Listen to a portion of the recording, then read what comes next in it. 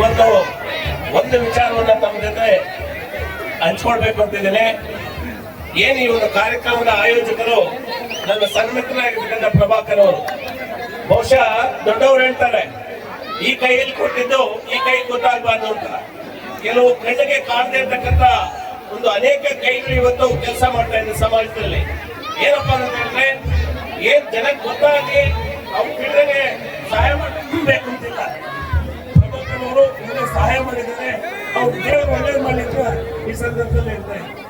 ನಮ್ಮ ಪಶ್ಚಿಮ ಭಾಗದ ಕೋಮುಲ್ ನಿರ್ದೇಶಕರು, ಜಿಲ್ಲಾ ಪಂಚಾಯತಿಯ ಮಾಜಿ ಸದಸ್ಯರು, ನನ್ನ ಸನ್ಮಿತ್ರರಾಗಿರ್ತಕ್ಕಂಥ ಸಾಮೇಗೌಡ್ರೆ, ಈ ಕಾರ್ಯಕ್ರಮದ ಆಯೋಜಕರು, ನಮ್ಮ ಪಕ್ಷದ ಮುಖಂಡರು, ಕೆಪಿ ಟ್ರಾವೆಲ್ಸ್ನ ಮುಖ್ಯಸ್ಥರು ಆಗಿರ್ತಕ್ಕಂಥ ನನ್ನ ಸನ್ಮಿತ್ರರಾಗಿರ್ತಕ್ಕಂಥ ಪ್ರಭಾಕರ್ ಅವರೇ, ಕಾರ್ಯಕ್ರಮದಲ್ಲಿ ಉಪಸ್ಥಿತಕ್ಕಂಥ ನಮ್ಮ ಡೆಕನ್ ಬಾಬು ಅವರೇ, ಭೋಗೇಶ್ ಗೌಡ್ರೆ, ಪ್ರದೀಪ್ ಅವರೇ, ವರ್ಧನ್ ಅವರೇ, ನಮ್ಮ ರೆಡ್ಡಪ್ಪಣ್ಣ ಅವರೇ, ಶ್ರೀನಣ್ಣ ಅವರೇ, ನಮ್ಮ ಶ್ರೀನಾಥ್ ಅವರೇ, ನಮ್ಮ ಚಲಪತಿ ಅವರೇ, ನಮ್ಮ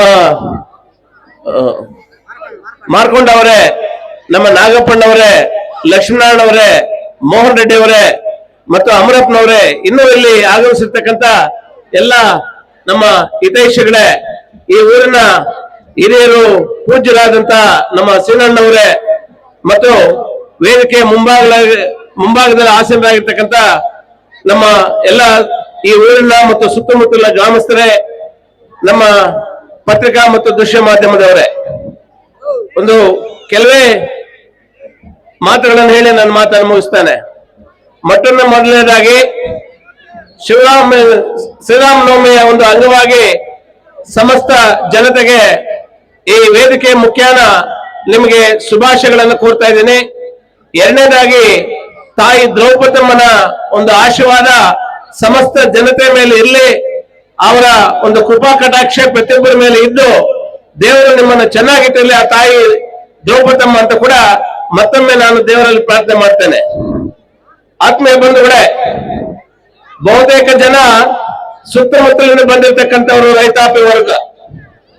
ಇವತ್ತು ದೇಶ ಮುಂದೆ ಸಾಗ್ತಾ ಇದೆ ಅಂದ್ರೆ ಅದರ ಬೆನ್ನೆಲುಬು ಯಾರು ಅಂತ ಹೇಳಿದ್ರೆ ರೈತರು. ಇವತ್ತು ರೈತರ ಒಂದು ಪರಿಸ್ಥಿತಿ ಬಹಳ ಕ್ಲಿಷ್ಟಕರವಾಗಿದೆ. ಯಾಕಂದ್ರೆ ಸಕಾಲಕ್ಕೆ ಮಳೆ ಆಗ್ತಾ ಇಲ್ಲ, ಮಳೆ ಆದ್ರೂ ಸಕಾಲಕ್ಕೆ ಬೆಳೆ ಸಿಗ್ತಾ ಇಲ್ಲ, ಬೆಳೆ ಬಂದ್ರೆ ಅದಕ್ಕೆ ತಕ್ಕಾದಂತ ಬೆಲೆ ಸಿಗ್ತಾ ಇಲ್ಲ.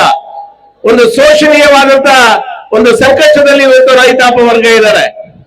ಇವತ್ತು ರೈತರ ಒಂದು ಕಷ್ಟ ಕಾರ್ಪಣ್ಯಗಳು ಮುಗಿಲು ಮುಟ್ಟಿದೆ. ಇಂತಹ ಸಂದರ್ಭದಲ್ಲಿ ತಮ್ಮೆಲ್ಲರಿಗೂ ಕೂಡ ನಾನು ಮನವಿ ಮಾಡ್ತಕ್ಕಂಥದ್ದು, ಈ ರೈತಾಪಿ ವರ್ಗಕ್ಕೆ ಸ್ಪಂದಿಸ್ತಕ್ಕಂತಹ ಸಮರ್ಥ ನಾಯಕತ್ವ ಇವತ್ತು ದೇಶಕ್ಕೆ ಬೇಕಾಗಿದೆ.